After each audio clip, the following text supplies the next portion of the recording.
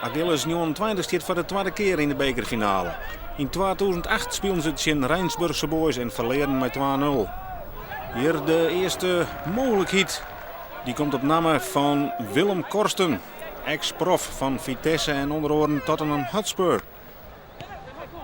De 13e minuut met Roel van der Meulen voor de eerste grote kans. En daar is op de doellinie Barry Dieterweg, oud-keeper van Heerenveen en van ADO, die de bal keren kan. Een gevaarlijke uitbraak van Achilles. Mark van Haarlem verprutst die bal Hielendal. Geen overtredingsjongen. Het waar verhoord en dan in de Rijn spelen we die eerste helft verder. Met werkgevaar aan de kant van Harkemasse Boys. Oebelus Kokker met een vlammenskot. Maar jocht op Barry Dieterweg. En zo geven we het skoft in met een 0-0 rijstaan. En matten dus barre in de tweede helft. De Boys op ziek naar dat gotje met de counter. Jorrit Skra had de bal net helemaal onder controle. Maar blijft wel in balbezit. Dan Tony Albeda. Die bereikt er Oebelus Kokker. Die mat met rechts. En stuit het weer op Barry Dieterweg. Ja, Wieber Rodenhuis, hij zocht dat zijn team wel kansen krijgt. Maar om die keeper te passeren, dat is een heel ander verhaal. 51ste minuut. Willem Korsten helpt het uit met links. En via beide pjellen komt die bal weer om in het veld. En hier hadden de Harkieten alle geluk van de vraat dat ze net op achterstand komen. Werk geen overtredingsjongen, maar de bal blijft in het bezit van Achilles. En dan balverlies voor Harkemasse Boys. Willem Korsten, ja die maakt eigenlijk maar links. Maar hij kan het ook maar rechts. Want Sjoggers hoe eruit helpt. Willem Korsten, 36 hier. Hij bouwt zijn voetbalcarrière bij Achilles.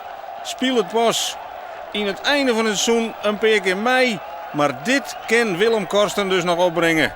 Hij passeert Jacob de Vries en tekent in de 52e minuut voor 1-0. En dan moeten de Harkieten op jacht naar de ontsluitingstreffer van minimaal die verlenging. En dat liep het hier aardig te slagje, maar heel tijd zit er een teen tussen. Leslie Vellinga helpt de achterlijnen. En dan is het Tony Albeda en die rekt de peel. En in de rebound Jorrit Schra, die meent mis. Maar oh wat wie Albeda daar dicht bij de gelijkmaker. De vrije trap van Harkemasse Boys. En dan Ale de Boer. En weer een prachtige reflex van Barry Dieterweg. Pech voor Ale de Boer. Maar wat overblijft is de hoekskop. En die hoekskop die wordt inbracht, maar lijkt het voortwerken te worden. Maar dan is het op en ei. Oebelus Kokker en Roel van der Meulen die het inbrengen kan. Weer Ale de Boer en weer Barry Dieterweg. Hij keept de wedstrijd van zijn leven. Houdt zijn goals in. Ter frustratie van alles wat Harkema is. En de tijd die begint te dringen. We zitten in de slotfase van de wedstrijd. Dennis Kronen met de voorzet. En dan is daar René van der Wij. Rjocht op Barry Dieterweg. Wilst er toch misschien echt 2 man voor die goal staan. Ja, het ziet aan alle kanten net mee van de ploeg van Wieber Rodenhuis. Maar zolang het er nog net fluiten is voor het laatste signaal, kan je nog niet komen. En er komen weer mogelijkheden. Dennis Kronen. Ken trok in Dennis Kronen. En ook die kiest voor het eigen schot. En dat weer de laatste actie van de wedstrijd.